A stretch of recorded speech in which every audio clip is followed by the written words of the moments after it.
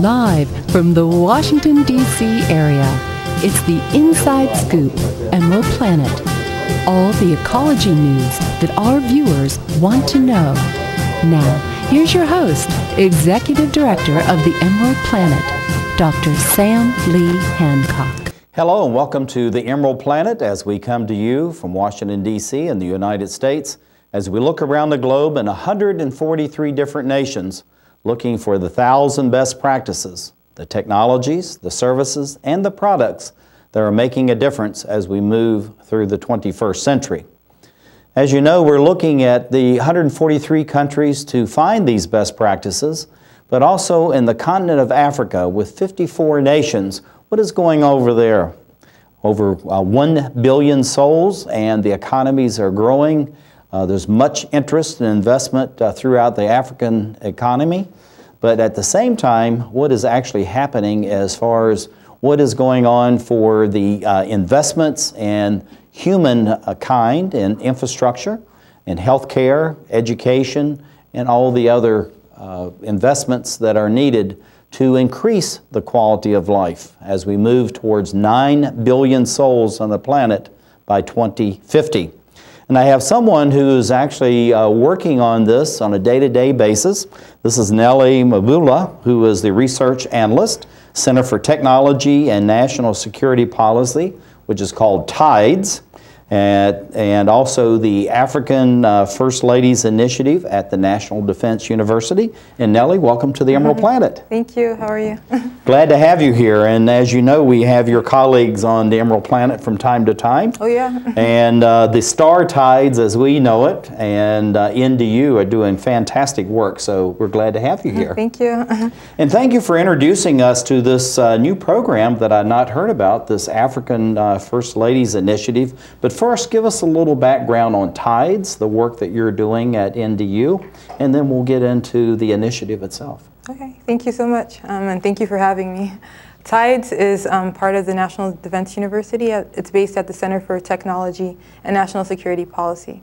And what TIDES is, it's a research project, part of the Department of Defense, and we provide reach-back knowledge support for decision makers and for people that are working on the ground in complex areas such as post-conflict, post-disaster, and impoverished areas. And as you know, we added to that the pre-disaster development, which is really the fourth leg of this whole thing. And if we can bring up some of these slides, we're going to use these as we move through. But it's just a fantastic program, Nelly, that you have going on there. And looking at the NDU itself, National Defense University, most people don't know that there's really a very heavy component for civil society development as well as disaster recovery and pre-disaster development. Tell us a little bit about NDU itself and its international reach, and then we'll move to Africa. Okay. So basically NDU is, we support the warfighter, and also in terms of the warfighter that is working in a complex world, in an unpredictable world. So the whole goal is to develop leaders that are going to be, in order for them to think creatively and to work in those complex regions. So one of the main goals is also to provide joint professional military education to the armed forces, the U.S. Armed Forces and others. And there are international officers that come to the NDU as well to get their joint professional military education as well. Well, I know it's a very complex organization that you have. It's led by Dr. Lynn Wells, who is a good friend and colleague and doing an absolutely fantastic job there. And I know that he's really pushed very hard as far as identifying the technologies, the services, the products, also the people that are making a difference. And there's been a real push for Africa. Why is that? Thank you for the question. Africa, as you know, it's a complex continent. It has a lot of problems. And well, 54 nations and very diverse cultures, so yes, indeed. It truly is complex. It's a beautiful continent with a lot of challenges as well. And one of the challenges is, as you know, is conflict and a lot of disasters that occur as well, and poverty is a huge issue as well. So in terms of the TIDES project, TIDES look at these different infrastructures that are, like a lot of them that are existent in the continent but no longer function correctly. So basically, in order for the TIDES project to provide reach-back knowledge support to decision makers that are working on the ground to help out people of Africa. Well, it's interesting because I know there's a real push in all the countries for education, yes. and we're going to be talking specifically about females, but there's a real push for education across the entire continent, very diverse countries, different geographical location, different resource base, yeah. and all that. So in looking at a country as complex as Africa, I know that you have these very kind of simple goals, but yet still interrelated to the complexity of the areas. In Star Tides, how do these, what are the three goals, and then how do they fit together? Okay, thanks for the question. For the TIDES project, TIDES stands for Transformative Innovation for Development and Emergency Support, and one of the goals is to leverage the global talent.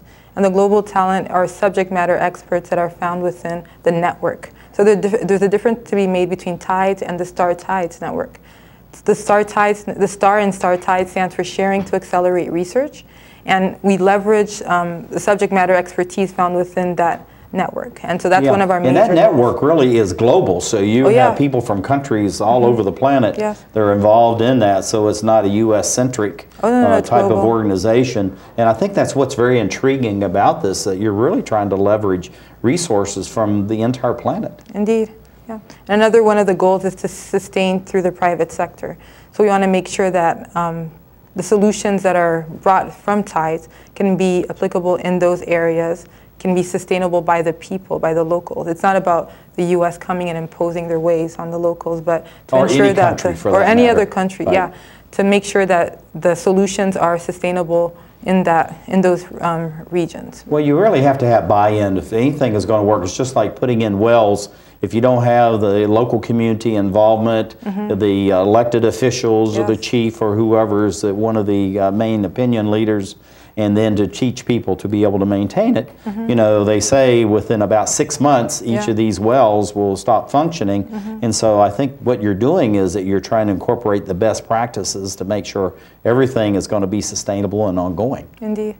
And then there's a third component to this. Yeah, and that's promoting integrated approaches. So that's done by all the infrastructure areas, because we look at 8 infrastructure areas, and we want to make sure that all of them are integrated.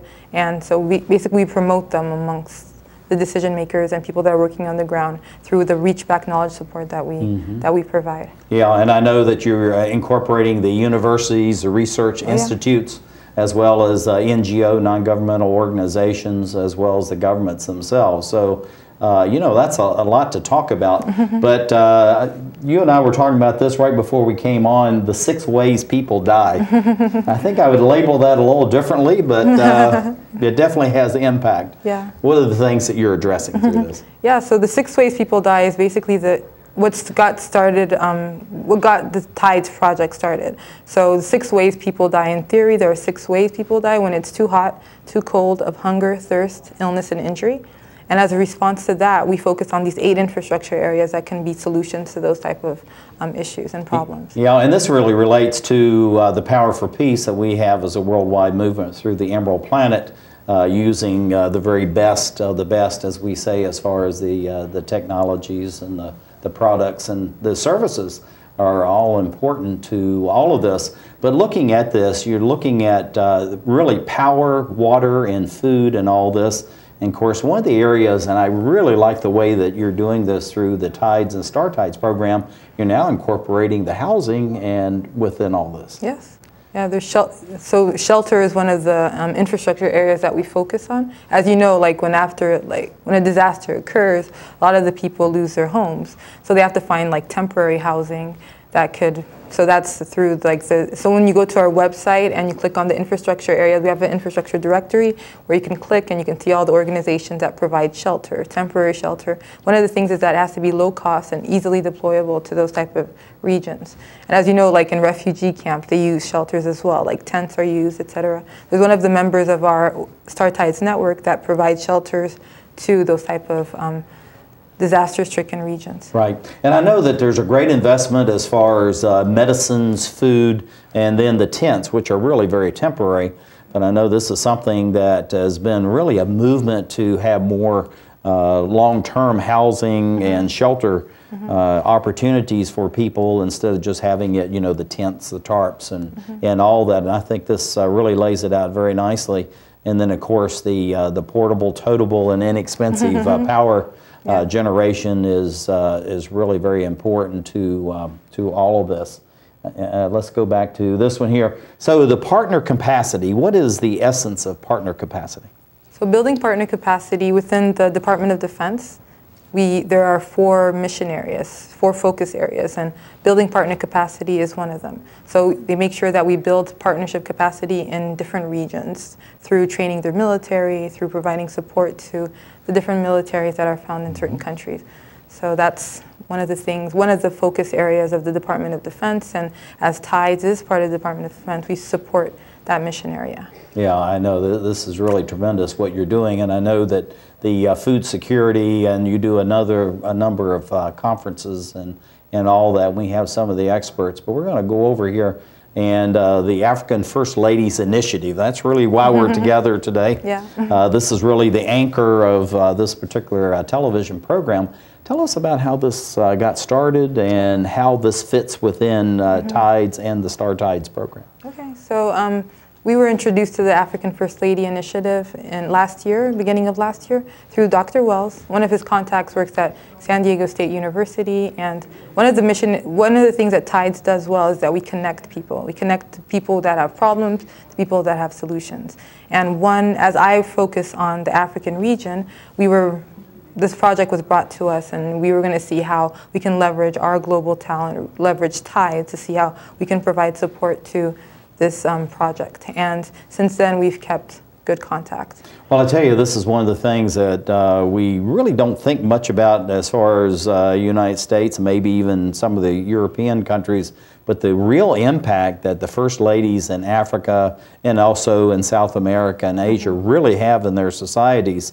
And to get them involved, to provide the training and the information is absolutely just an incredible program. And we're going to be talking about the 2 co-founders of that, and I just think it's tremendous what you're doing. So we're almost done. So we have about 20 seconds left. What would you like to share with our domestic and international audience? Well, thank you so much for allowing us to come on the program. And I just like to share the Star TIDES project. Being a native African that grew up in Africa, I was born and raised in Africa.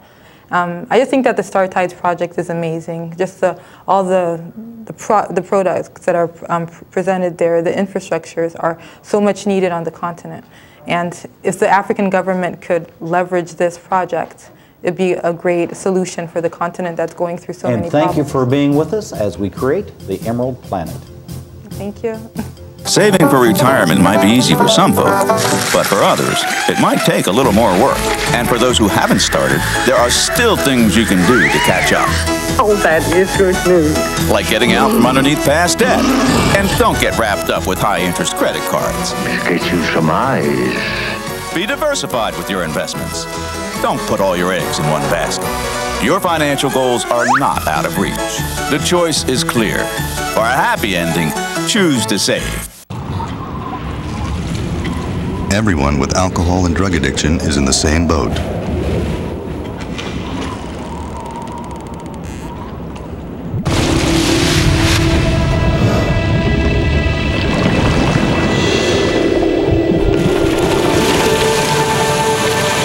With treatment, you can find solid ground.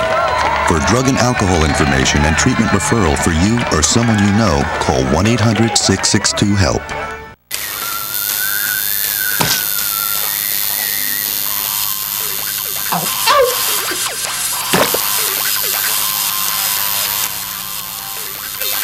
Dude, are you sure you want this tattoo? Because just do it.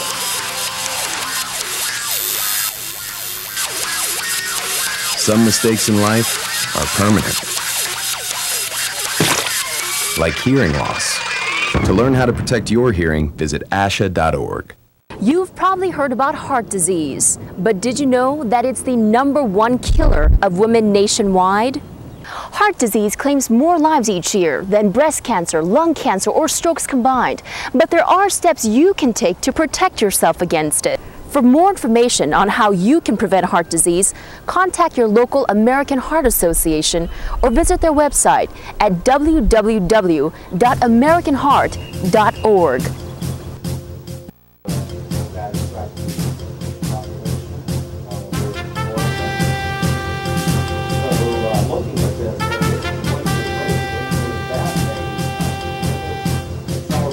We're back to the Inside Scoop Emerald Planet. Here again, your host, Dr. Sam. Hello and welcome to the Emerald Planet as we come to you from Washington, D.C. and the United States as we look for the 1,000 best practices, the technologies, the services, and the products that are being used in 143 different nations around the globe. How can we move forward as the planet goes to 9 billion souls by 2050? What types of technologies and services, products, and the people that are going to be part of the solutions to make sure that we have an even higher quality of living than what we have now. Many people are saying that we just can't accommodate those numbers of people. The planet is vastly running out of its resources, but yet through ingenuity and through intellectual property development, there are many ways to develop the technologies that will be helping. We have two individuals with us that have developed a fantastic program. It's called the African First Ladies Initiative. These are co-founders. Right beside me is Cora Neumann, and right beside her is Anita B. McBride. Cora and Anita, welcome. Thank you. Glad to have you here. Oh, I love this. It's in unison and it was on pitch. So I think we're doing very, very well. Anyway, I think it's just fantastic what you're doing. And that's why we really wanted to get it on here and talk about this. So Cora, let's just start off with what is the African First Ladies Initiative?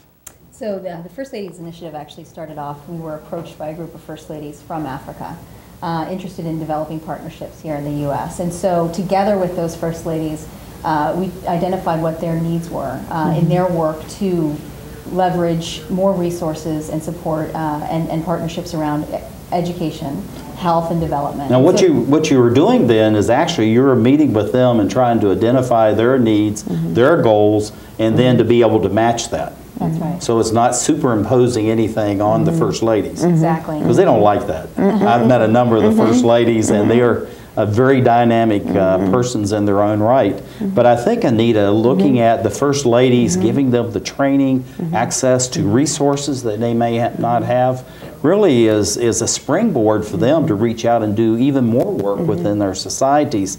So how did you bridge this initial conversation into really setting up this formal organization? And they want exactly that. They want to be empowered to use their position, to leverage the platform that they have and the voice that they have for the country. They're considered, many of them have said to us, you know, we're seen as the mother of our countries, and that they feel this great responsibility. They are in many countries, and they really are in those countries. Absolutely, and they feel an enormous responsibility to really execute on that privileged opportunity that they have to really make a difference in the lives of people in their country, and they are champions for the change that is really needed. And so this initiative really has helped to strengthen their ability and strengthen their capacity. And in order to do that, it's not only leveraging the important partnerships, but it's also building an infrastructure around them that allows them to really be as effective as they possibly can. And that's where the idea of strengthening their staffs through a fellowship and some training, because you're right, First Ladies don't need to be told what to do, but the staffs around them need the guidance and support to be able to support them. Well, I think going back on what you were just saying there, Anita, as far as the fellowships, they're called fellows, which I think is absolutely a fantastic idea, because you're building capacity within the office of the First Ladies themselves. Correct. And this is something important. And Cora, going into the notion as far as the First Ladies and building that core, that infrastructure of very smart, dynamic people around them, what are you looking for as far as the staffs that come to you, or do you help the First Ladies to develop an idea of the type of staffs they want? Is there a break there, or is it all part of the total? Well, it depends. You know, the interesting thing is that, and one of the things that we're addressing in our program is looking at the type of infrastructure that's necessary for a First Lady to run an effective office. And so you'd be surprised to see the diversity across the First Lady's offices themselves. Some of them have 3 staff, some of them have 20. And so what we do is we ask them to nominate some of their chiefs of staff, either their chiefs of staff or some of their senior advisors. So what you're doing then is you're actually allowing them to choose what they consider the best of the best, and really would have the interest of the nation at heart, not just personal aggrandizement or education for their own individual use. Yeah, and they do go through an application process. So we have that. So it's competitive. And that's vetted through the Rand Party Graduate School. And so there's an application process that the fellows get into.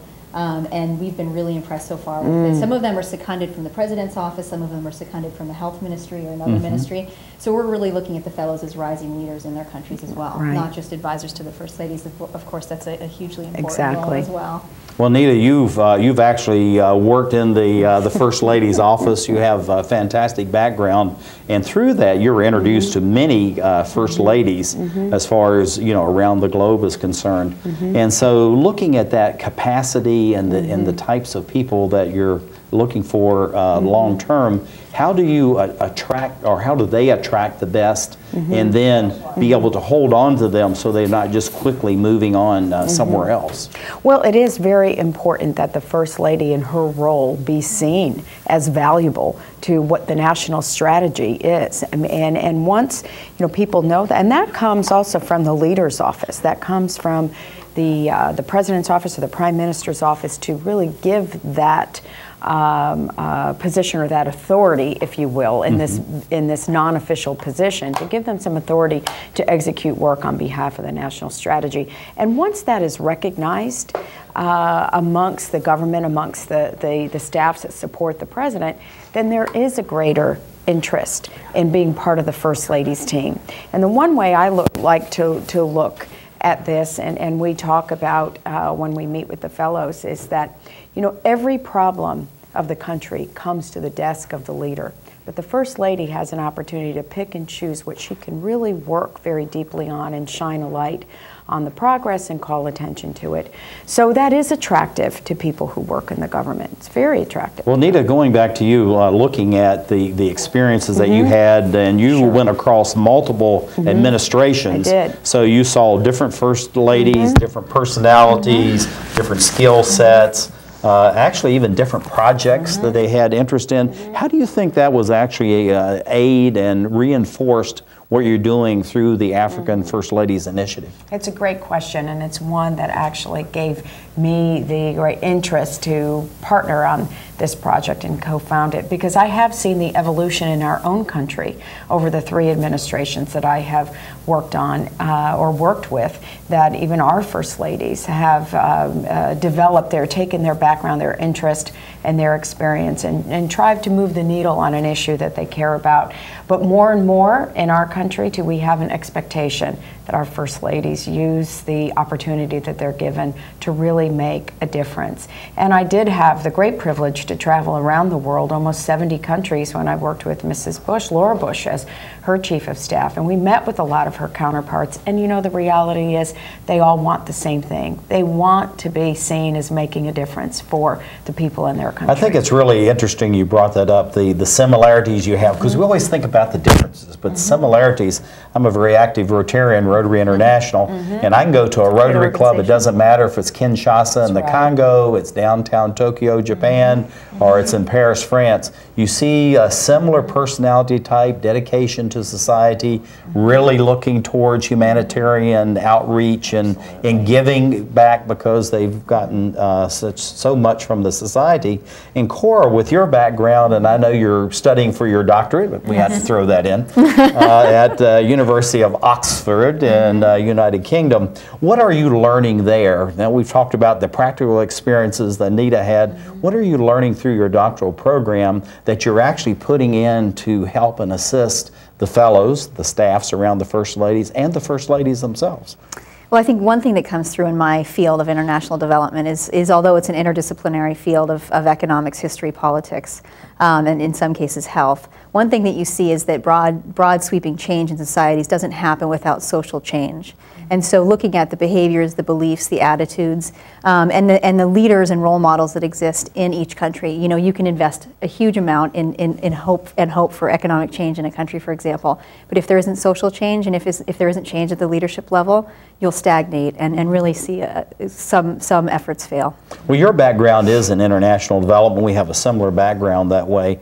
And most of the studies say the human change, the human capital is about 15 to 20 years behind that technological change. So what are you doing through these courses and the seminars that you're providing for the First Ladies and their staffs to be sure that they're actually leaping over decades? Because in some cases in these societies, you know, they have to leap 50 years, 60 years, 70 years because of just the technology that's changed so rapidly.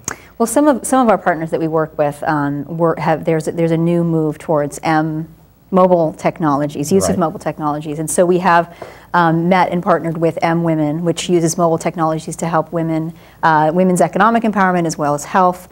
We've also seen a movement in health across Africa, and so we look to identify partners like that who have innovative solutions in the especially mobile technology space, and make those introductions. We don't do any coursework specifically focused on technology. We really focus on policy analysis, leadership development. And you're using the technology within this policy analysis. Absolutely. And research and development. Well, a lot of what we do is virtual, you know, because we're mentoring over the course of the years that we work with these offices. So a lot of that actually just by virtue of distance becomes So you're virtual. doing, like we're doing with our interviews around the globe, using a lot of Skype and internet and those types of things. And I notice, Anita, as I travel around Africa, and you know, even places in Asia and South America is where they're really leaping time. They don't have all the legacy systems that we're tied to in the West and in some countries of Asia.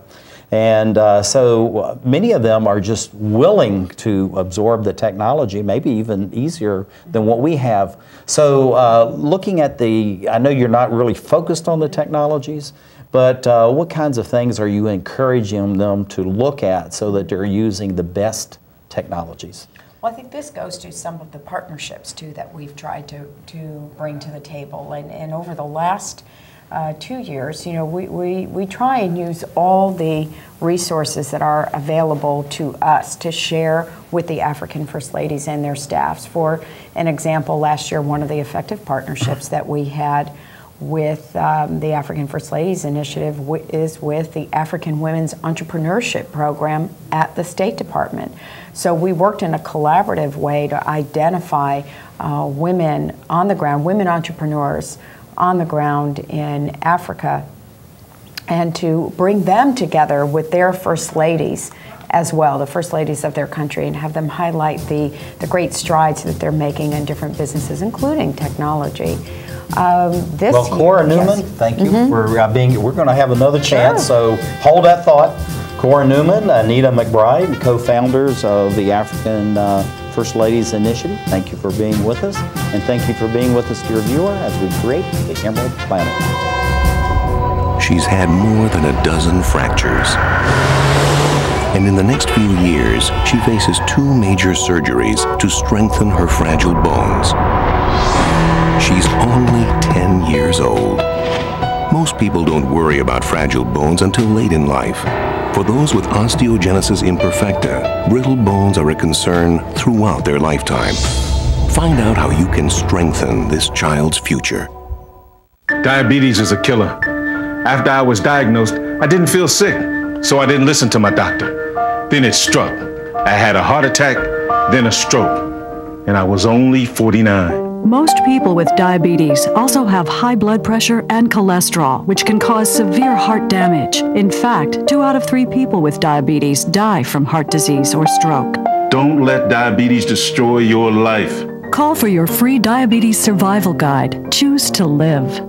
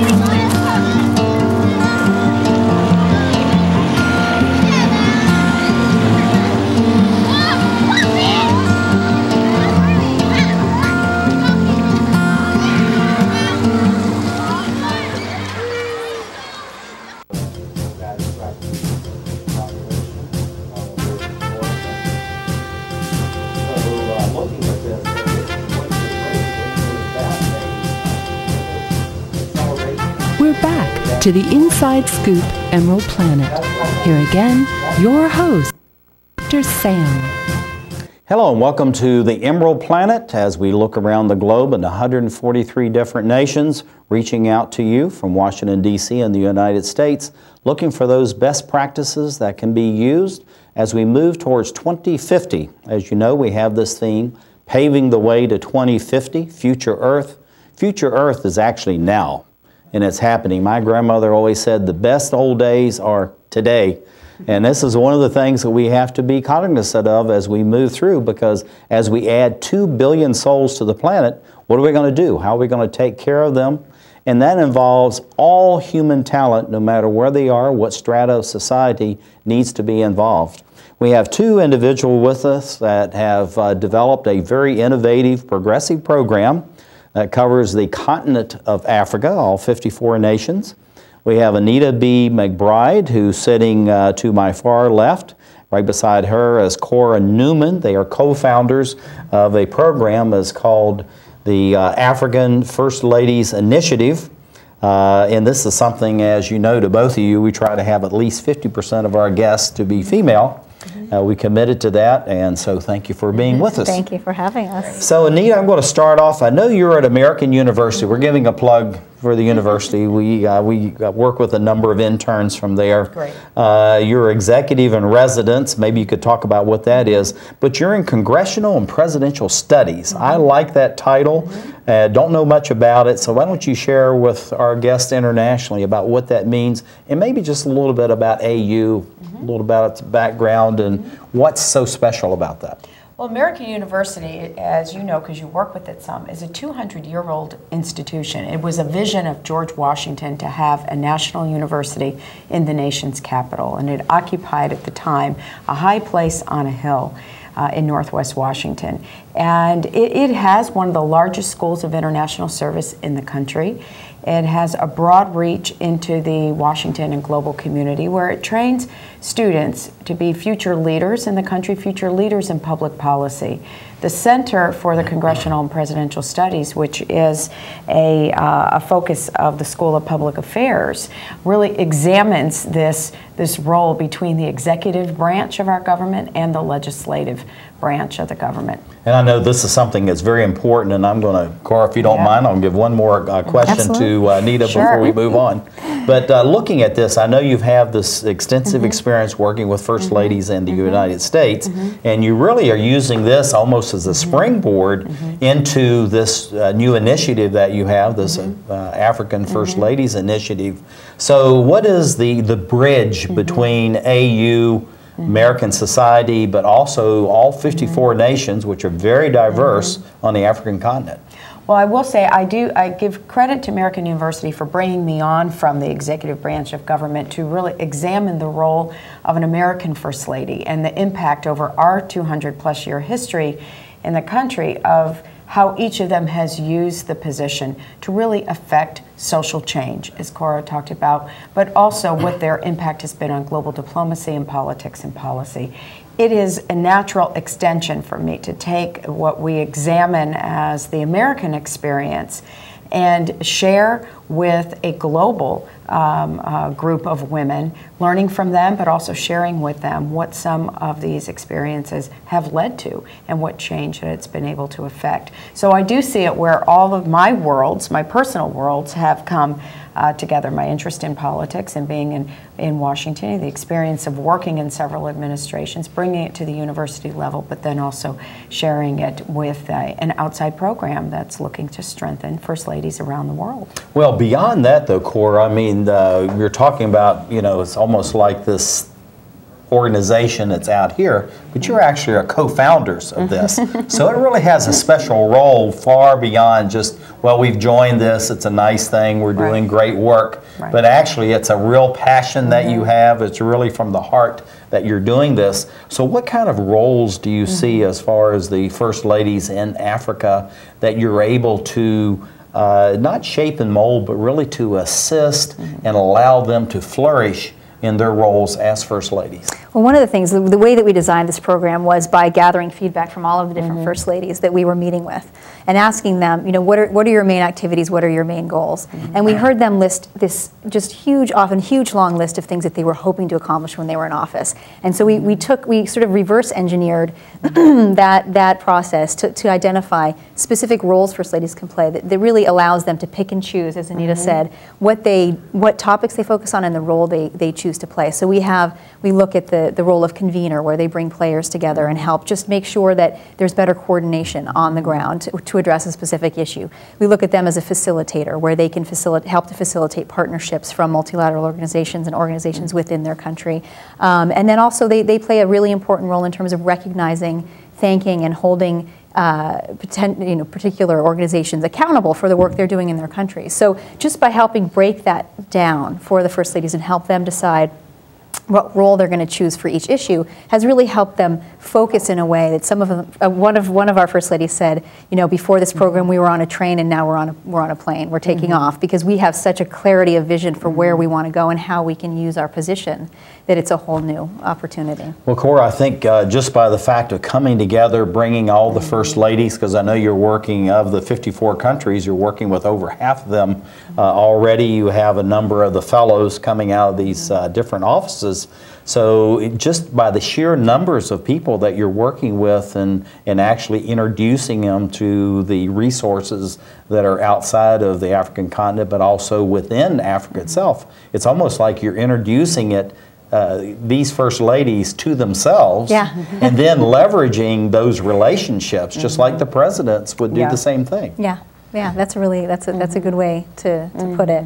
Yep. So looking at that, as far as leveraging, introducing them, and then how do you nurture, because the backgrounds are somewhat similar. There's many teachers and healthcare professionals and others, but you have very well-educated individuals that are serving in this role, and many of them are educated abroad, so they have this international view that many people don't have. How do you build on that internationalization that's already there as a germ in each of these, so it can really just continue to flourish? Well, one of the ways that we're looking at that is just by virtue of, for example, we've had First Lady Laura Bush, First Lady Rosalind Carter, these former First Ladies, Sarah Brown from the UK, Cherie Blair. We've had input from Michelle Obama. So we're working actually fairly globally. We've actually had participation from the Caribbean and interest from other regions. And so we're looking at building networks of First Ladies that are working on a topic, because they are very comfortable in the international space.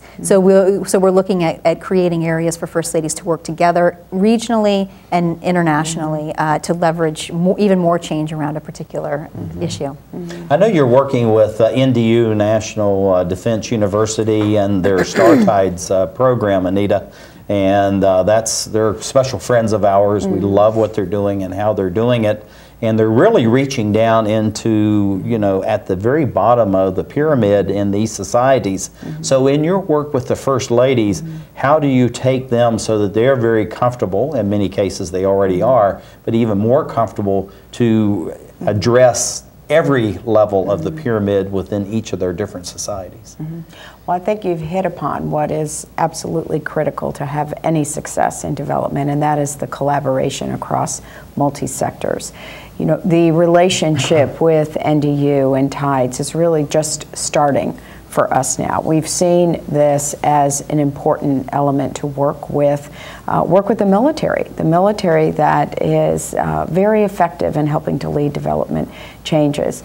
From a separate experience that I have in working with women in Afghanistan over the last 10 years, one of the most important changes for us over the last few years is working with the Department of Defense and stabilization teams that go in and help us do some very serious development on the ground with women. So this is something that is a new and developing program for us to partner with AFRICOM and with TIDES, and we think it'll be an added element that make this program successful. Well, in many of these countries, as you know, they say there's about 38 incidents or some kind of armed conflict going on in the continent. at any one time. And so to just kind of say we're going to concentrate on business and civil society development and completely ignore the military is not reality. That's right. As far as the African continent is concerned, even though Africa is developing very nicely as a continent, as far as the economy, even better than Europe and the United States. So looking at, we touched on this earlier, Cora, but let's go back and maybe delve down a little deeper as far as the staffs that the First Ladies have, the fellows that they identify, and you're enough years into it now, you're getting multiples of these people are going through the program. What are you seeing as far as some of the more immediate outcomes as far as the positive steps that these individuals now are able to take within their own society? Well, we look at our program as fulfilling two needs. One is the infrastructure, like we said, of the First Lady's office, and in a sense, setting standards for the Office of the First Lady. So one thing that we're seeing the fellows work on really successfully is helping to, we have in a few countries, the fellows have worked together with their First Ladies to formalize the Office of the First Lady, which means they're actually drafting, submitting, and passing national policy to formalize the Office of the First Lady, which is pretty groundbreaking in that area. So looking at the formalization of policy related to the First Lady's work. We're also looking at them, at a lot of progress that they've made in terms of partnering with international NGOs and developing social awareness campaigns around issues in their countries. For example, in Namibia, the fellows, our fellows who came from the health ministry and the president's office, worked together with those two offices and the First Lady to develop a comprehensive prevention of maternal to child transmission of HIV campaign, which was very, very successful, and it brought in all of the different sectors. The First Lady played that convening and coordinating role at a national level. So we're really seeing, we've been stunned at how quickly they've applied the lessons that they've learned in the fellowship. They're really taking and running with it.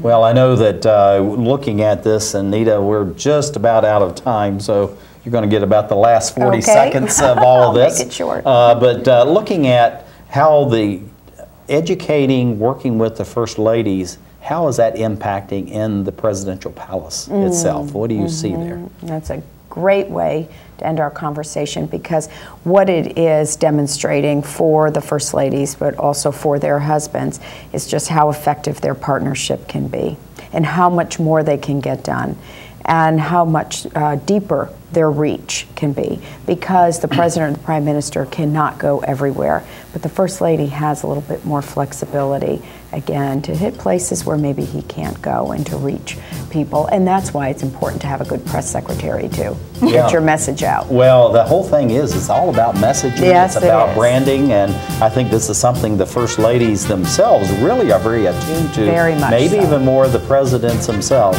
Well, thank you, Cora Neumann, Anita McBride, for being with us as we create the Emerald Planet.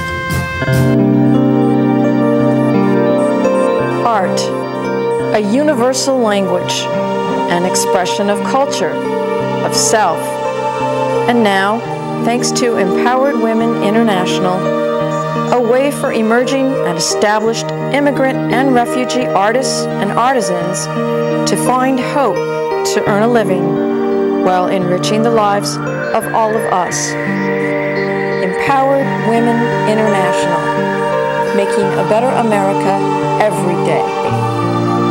For more information on Empowered Women International's educational programs, or to make a tax-free donation, contact cfrip@aol.com.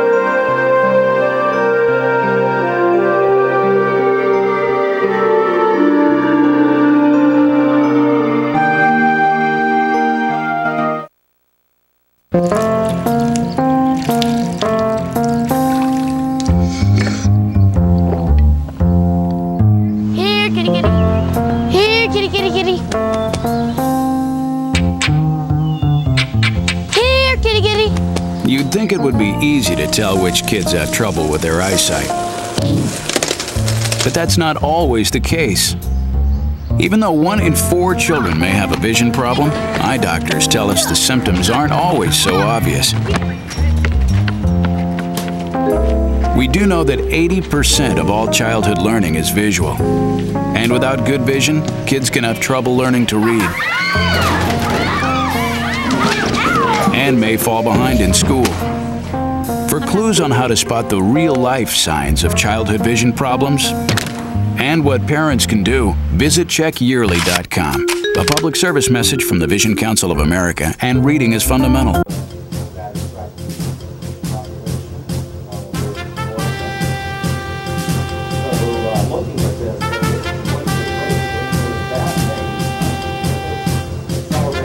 We're back to the Inside Scoop Emerald Planet. Here again, your host, Dr. Sam. Hello and welcome to the Emerald Planet as we come to you from Washington, D.C. and the United States. And we're specifically looking at the African continent, all 54 nations, going beyond 1 billion souls. And the projection is maybe by 2050, there may be as many as 2 billion souls on the African continent. And so you're looking at a continent that has rich in natural resources. It's actually the economies in general are going at a fairly rapid rate, much better than many of the developed nations.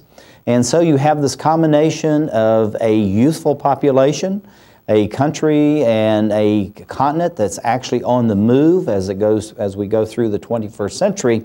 So how do we address all of these different issues? One of the initiatives is about the African First Ladies Initiative and how you actually work with the First Ladies in a number of these different countries that make a positive impact on their societies. So it's just not during their term of office, but long after they move beyond, the staffs that are educated and as they reach out to the various citizens in these different countries and what are the long-term impacts of what we are exploring on this segment of the Emerald Planet. We have Nelly Mobula, who is a research analyst at the Center for Technology, National Security Policy. I'm going to read this because it's a very long one. TIDES, also involved with the African First Ladies Initiative at National Defense University. And then we have the co-founders of an absolutely fantastic program. It's called the African First Ladies Initiative. Cora Neumann, who's sitting immediately beside me. She's also a Franklin Fellow and a Senior Advisor at the Women's Leadership, Economic Empowerment and Health, United States Department of State. And then Anita B. McBride, who is actually at American University. So welcome, ladies. Glad to have you. Thank you. I'm going to start off with Nelly. She's the one that actually introduced us to each other. So Cora and Anita, I'm going to defer to her first, since she kind of instigated and nurtured this whole thing. But tell us a little bit about, as a recap, since we've talked about this before, the TIDES and the Star Tides program through NDU. Okay.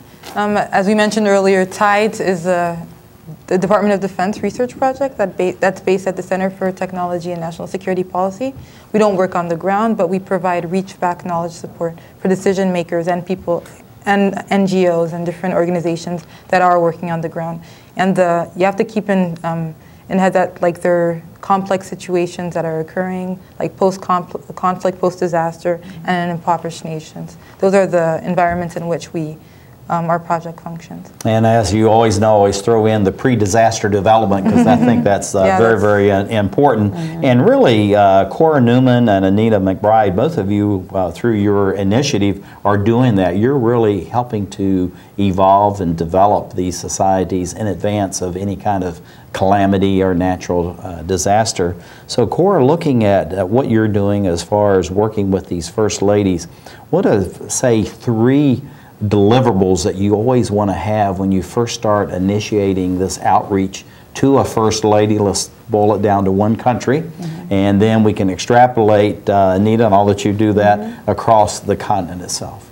So before we, in our outreach to First Ladies, what we look is to have them identify anywhere between 1 to 3 priorities that and they may not have that right when we first start discussing with them, but we look to have them identify 1 to 3 that we can really support the development on in terms of supporting the fellowship and the senior advisors that come through our fellowship in their office. And so having those really sort of crystallized to some degree. We also look for some of their senior advisors that support in their office that can come join us for the fellowship. And really at the partnerships that may surround them, or the institutions that are working in their country, and trying to get a lay of the land of the corporations, the nonprofit organizations, and the multilaterals that are working on issues that the First Ladies are focused on, and trying to do an assessment up front of how we may be able to move that agenda forward, both individually through the First Lady's office and through this multi-sector approach of bringing partners together to work with them.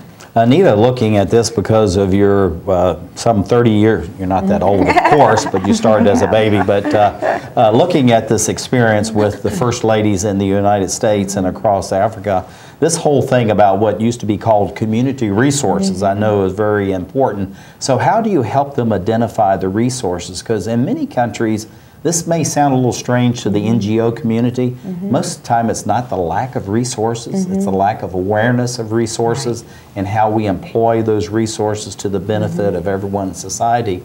So how do you work with the First Lady and the First Ladies across the continent to say there really are a lot of resources, let's go find them, and then how do we employ those so they're used to the very best advantage? You know, one is to tap into their desire to really be a champion for change in their country, and to help them, you know, realize what opportunity they have to make a difference, and to shine a light on some projects that may actually be working, and that there have been effective partners on the ground doing this work for a long time, but that it's needed someone to highlight it. And a First Lady is in a perfect position to do that, because part of the interest is twofold. One, to give a little bit of recognition to partners that are engaging in projects that are making a difference. And by giving some communications or media awareness to it, the First Ladies are seen then in their country as being benevolent towards the people of their country. And it's also encouraging replication of programs that can really help make a difference. So they're in this unique role to shine a light. Well, we talked about this earlier. It's almost like they're the mother, you know, mama, whatever the last name is, as the First Lady. And that's due on all reverence and love and respect. It's just amazing how the people in these different countries, and so in the West and some countries of Asia, it's kind of hard to understand just the connection that they really have in their society. I'm leaving this this slide up here, and I want Nelly to talk about this a little bit, but I'm going to ask both of you about this as well, how this, the crowd, the bridge, transaction, feedback framework. Define it for us as far as how Tides would look at this, Nelly, and then we'll look at it as far as the First Lady's initiative and how it's actually employing this kind of concept to reach into these different societies through the First Ladies. Okay, thanks a lot for the question. So basically this framework was mentioned first in a paper that our center wrote.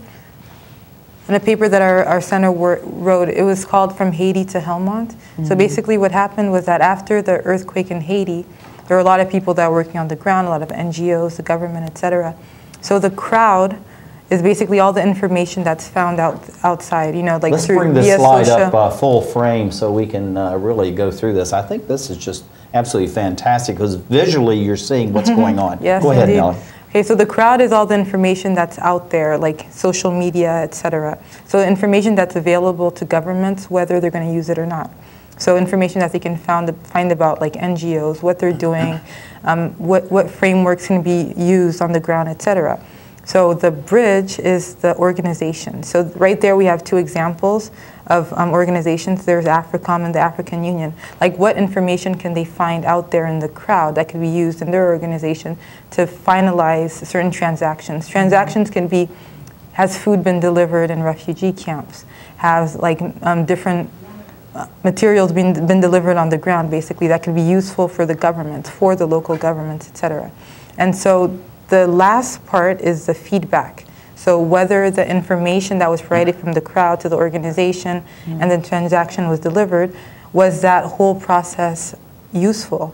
Was the end goal obtained? So basically, that's a feedback that could be given through, like, you know, the organizations that work on the ground. They're like, yes, the information that was in the crowd was extremely useful for the government, for these different organizations. And so I just think that this model is extremely useful. So it was taken from Haiti. That's why it's called From Haiti to Helmand. So it was used after the Haitian earthquake, and it was also being used in the Helmand region in Afghanistan. So it could be applied to any type of region. Well, and that's what we're going to move into, Cora. You know, looking at this, I like this because your relationship, of course, with TIDES and NDU is an important part of the work that you're doing. But you really do have, it seems like, this total feedback loop where you're looking at the resources and starting with the focal point as far as the First Ladies, their staffs, bridging that into society, then assess how it's out there and how you bring it back. How are you incorporating that so the First Ladies understand this whole concept, and then they're employing this long after your initiative has moved to other focuses like, you know, the Caribbean and South America and different places? Well, I think what we mentioned in an earlier episode about the roles that the First Ladies can play fits really well with this model that's been developed by NDU, and it's really great in terms of, especially now that we can access so much information about what's going on the ground. I mean, in a disaster, obviously, but also just related to any of the issues that the First Ladies are working on. So we have, for the most part, the First Ladies we work with are working in the areas of education, women's health, and women's economic empowerment. So what we do is have, in working with the First Ladies, to choose a role for each of those issues. If they become the coordinator, then they're looking out at all of the different institutions that are working on that issue, gathering feedback. That's what the fellows are doing, gathering feedback from those institutions. What are you doing? How can we coordinate this more effectively? Get that message out to the public. Because there are a lot of resources and a lot of programs that aren't being used efficiently by the populations. Get that message out there through, the First Lady's office has such an ability to get a message out so broadly. And then, you know, we talk a lot about how to assess and feedback to those NGOs so that they understand how to improve their programs. Well, Anita, looking at this, and I know this is talking about the crowd, but also when you hear about this, the cloud. And many people think of Africa, and you know, we know the stereotypes that they have. But at the same time, Anita, you know, there's more iPhones per capita in the country of the Congo, which is a very developing country, than just about any other country on the planet. And so they've leapt time, they've leapt technologies, and we only have about 20 seconds left. How do you see technology moving your initiative forward? 20 seconds. Technology is our life-saving devices. And everyone recognizes that, and they want to use it to the best of their ability, and we're there helping to bridge, you know, partners for them as well. But I think it's a recognition that this is the wave of the future to improve health and education. Absolutely. Well, thank you very much. Thank you for being on the Emerald Planet. Thank you. Our credits are going to roll.